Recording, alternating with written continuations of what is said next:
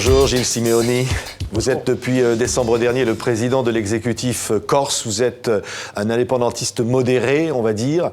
Mais aujourd'hui, la Corse est encore prise dans la tourmente des incidents, notamment à Corté. Un jeune homme a perdu un œil. Il y a des affrontements avec les forces de l'ordre. Vous condamnez ces affrontements ? Je regrette bien évidemment ces affrontements. J'ai d'ailleurs lancé publiquement un appel au calme et à l'apaisement. Il ne faut pas que le sentiment de colère légitime que ressentent les jeunes en Corse suite à la blessure gravissime d'un supporter de Bastia conduise à des spirales d'affrontements qui mettent en danger l'intégrité physique des uns et des autres. Donc j'espère que les choses vont revenir au calme. Mais le meilleur moyen de contribuer à l'apaisement, c'est aussi que toute la lumière soit faite sur les circonstances dans lesquelles ce jeune supporter de Bastia a été très grièvement blessé. Alors là, la police dit que c'est un accident, qu'il est tombé la tête sur un poteau. Elle conteste la version sur laquelle il aurait été la cible d'un flashball. Oui, la police conteste cette version. Je prends acte de cette position. Il y a beaucoup de témoignages concordants et d'éléments objectifs qui laissent penser que cette version n'est pas conforme à la vérité. C'est la raison pour laquelle j'espère qu'une enquête impartiale et indépendante pourra être conduite et qu'elle permettra de faire toute la lumière sur les circonstances de cette affaire. Vous dites les Corses, les jeunes Corses ont été victimes d'insultes de la part de qui? Des forces de l'ordre? Là aussi, il y a des témoignages concordants qui laissent penser que dans un climat à l'évidence d'excitation en aval et en amont du match, il y a eu des échanges verbaux. Alors certainement les supporters ont été excessifs dans des propos, mais il n'en reste pas moins que d'après des témoignages concordants, les forces de l'ordre ont eu à la fois des comportements agressifs en actes, mais aussi en parole, notamment des insultes à caractère raciste ou des références à la situation politique actuelle en Corse. Oui. Si cela a été confirmé, ça me paraît difficilement acceptable. Le procureur parle aussi d'insultes venant de jeunes Corses, disant les flics, on a vu le Bataclan, on va vous faire pareil, etc. Ce genre de choses. Écoutez, si c'est avéré, c'est extrêmement regrettable et en tout cas, on ne peut pas cautionner ce type de propos. Aujourd'hui, la Corse est sous tension. Non, la Corse n'est pas véritablement sous tension, en tout cas elle n'a pas vocation à l'être. Vous savez que d'une part, et c'est important de le rappeler, le FLNC a annoncé un processus de fin de la clandestinité et de la violence politique, ce qui est un élément extrêmement important qui a contribué de façon notable à l'apaisement de la vie politique corse. Et puis d'autre part, la victoire des nationalistes, au-delà de la réussite électorale, est aussi la conséquence d'une volonté très largement majoritaire en Corse et qui va bien au-delà du camp du nationalisme, de s'inscrire dans une logique d'apaisement et de construction, donc une logique extrêmement positive. Ce qui tend les choses de façon globale, c'est quand même que malheureusement, du côté de Paris, on n'a pas pris, semble-t-il, la mesure des enjeux.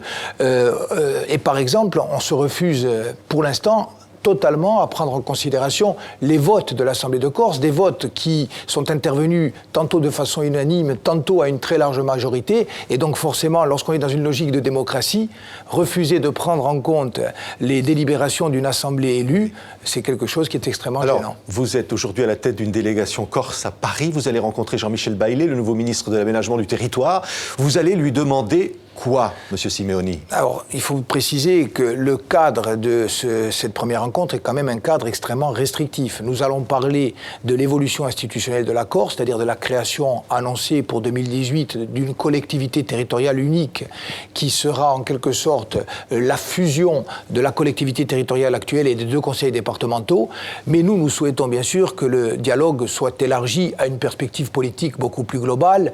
Nous avons des revendications de fond, la co-officialité, le statut fiscal, le statut de résident avec la politique foncière, la question des prisonniers politiques qui doit, à notre avis, être incluse dans le champ des discussions. Qui comprend M. Colonna, vous avez été l'avocat de Yvan Colonna, vous demandez toujours sa libération. Écoutez, qui n'exclut personne a priori. Nous disons que lorsqu'on sort d'un conflit, ou lorsqu'on a la volonté de sortir d'un conflit, et depuis 50 ans, la Corse et l'État ont entretenu une relation conflictuelle, eh bien, en Corse comme ailleurs, nous avons vocation à traiter la question des prisonniers politiques. Nous n'en faisons pas un préalable, nous savons que cela ne pourra pas être réglé du jour au lendemain, mais nous disons que si l'État a, comme nous l'avons, la volonté de s'inscrire dans une logique de dialogue et de recherche d'une solution politique globale, eh bien, cette question des prisonniers politiques, qui est une question à la fois humainement et politiquement extrêmement importante, doit être incluse, bien évidemment, dans le champ de la discussion. Vous dites aujourd'hui, M. Simeoni, le gouvernement ne veut pas ce dialogue-là? J'ai l'impression que le gouvernement ne le veut pas, et ce n'est pas un procès d'intention, c'est tout simplement le constat que pour l'instant, Il a été opposé une fin de non-recevoir à chacune de nos demandes, y compris lorsqu'elle s'appuyait sur un vote de l'Assemblée de Corse. Et plus globalement, il n'y a pas l'expression claire de la part du gouvernement d'une volonté de se hisser à la hauteur des enjeux. La hauteur des enjeux, c'est quoi? C'est qu'aujourd'hui, de façon démocratique, les Corses majoritairement ont décidé de placer les nationalistes en situation de responsabilité. Ça ne veut pas dire que les Corses sont majoritairement indépendantistes? Tout à fait, non, ça ne veut pas dire ça du tout. Et je l'ai dit et répété à plusieurs reprises. Les indépendantistes font partie de la majorité territoriale que je conduis. Ils sont une partie importante, mais ils sont une partie majoritaire de cette majorité. Cette majorité nationaliste n'a pas vocation à imposer ses idées au reste des Corses. Notre responsabilité, notre devoir sont de s'adresser à celles et ceux qui ont voté pour nous, mais également à tous les Corses qui n'ont pas voté pour nous et qui aujourd'hui sont prêts à nous faire confiance, tout simplement parce qu'ils savent que le mouvement national, dans sa diversité, peut être une force motrice du changement et du progrès. Nous voulons construire la Corse avec tous les Corses, et je crois qu'il faut que Paris comprenne que nous sommes véritablement à un tournant historique. Refuser de donner une perspective politique sérieuse à ce qui se passe en Corse, c'est en quelque sorte mettre le couvercle sur une marmite qui finira dans ces conditions par exploser. Vous dites aujourd'hui, certains d'ailleurs nationalistes disent, on veut de bonnes relations entre la France et la Corse. Ça a pu faire sourire, y compris certains en France. Vous considérez aujourd'hui que la Corse n'est plus vraiment dans la France ? Non, je pense que la Corse a vocation à avoir son identité collective reconnue. Nous nous plaçons au cœur de chacun de nos engagements, au cœur de chacune de nos options, la conviction qu'il existe un peuple corse et que ce peuple corse a des droits. Maintenant, nous avons une conception très ouverte de l'appartenance à notre peuple, puisque notre identité est une identité ouverte, rayonnante, généreuse, accueillante.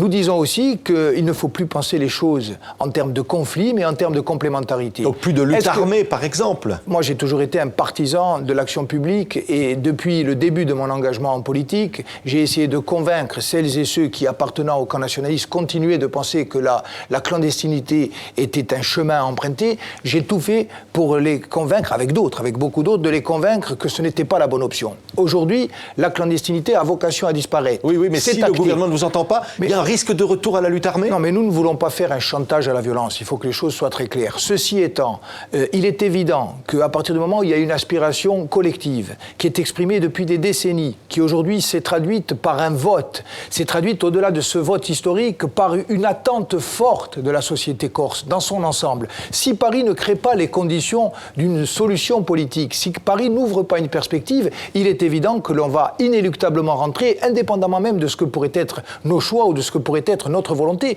on va inéluctablement rentrer dans une logique de tension et c'est ce que nous ne voulons pas. Nous savons ce qu'a coûté à la Corse, aux Corses et puis à la relation entre la France et la Corse, ce qu'ont coûté ces années d'affrontement, ces années de violence. Nous en avons été les acteurs de cette histoire, mais nous en avons aussi été les uns et les autres les victimes, de part et d'autre. Il y a eu des drames, il y a eu des difficultés, il y a eu de la prison. Nous voulons sortir par le haut de ça, pour nous et surtout pour nos enfants. Parce que la jeunesse nous a fait massivement confiance et pour cette jeunesse, nous voulons un avenir qui soit à la fois un avenir de paix, de prospérité, de développement, mais que la Corse et les Corses soient reconnus dans leurs droits. Ça veut dire, et là on s'adresse à tous ceux qui nous écoutent dans le monde, la Corse c'est quoi? Symboliquement, ça représente quoi votre petite île comme ça notre île est toute petite, mais elle est le symbole de quoi? D'une résistance Les Corses ont résisté dans leur histoire, leur conscience nationale s'est aussi forgée dans la lutte et dans la résistance, mais nous sommes un petit peuple, mais comme tous les peuples du monde, nous avons droit à être reconnus et nous concevons notre rôle, avec modestie bien sûr, mais avec détermination, comme un rôle de pont entre le nord et le sud de la Méditerranée. Nous voulons être nous-mêmes et nous voulons l'être dans un rapport de complémentarité, dans un rapport de confiance réciproque avec l'État, bien sûr, avec la République française et puis avec l'ensemble de nos voisins méditerranéens et également nous inscrire bien sûr dans une dimension européenne marquée. Il y aura toujours une résistance corse. Vous ne vous laisserez jamais diluer dans un ensemble, disons même européen On ne conçoit pas l'appartenance à l'Europe comme un risque de dilution. Mais ce qui est certain, c'est que les Corses existent. Ils existent avec leur identité collective, avec leur langue, avec leur culture, avec leur rapport à leur île, avec leur propre rapport au monde, que c'est complémentaire d'une vision universaliste fondée sur les droits de l'homme, les droits du citoyen. Mais nous voulons être nous-mêmes et personne n'a pu, au cours de l'histoire, nous empêcher d'être nous-mêmes et personne ne nous empêchera, ni dans le présent, ni dans le futur, d'être nous-mêmes. Merci Gilles Simeoni président de l'exécutif corse, d'avoir été notre invité aujourd'hui. Merci.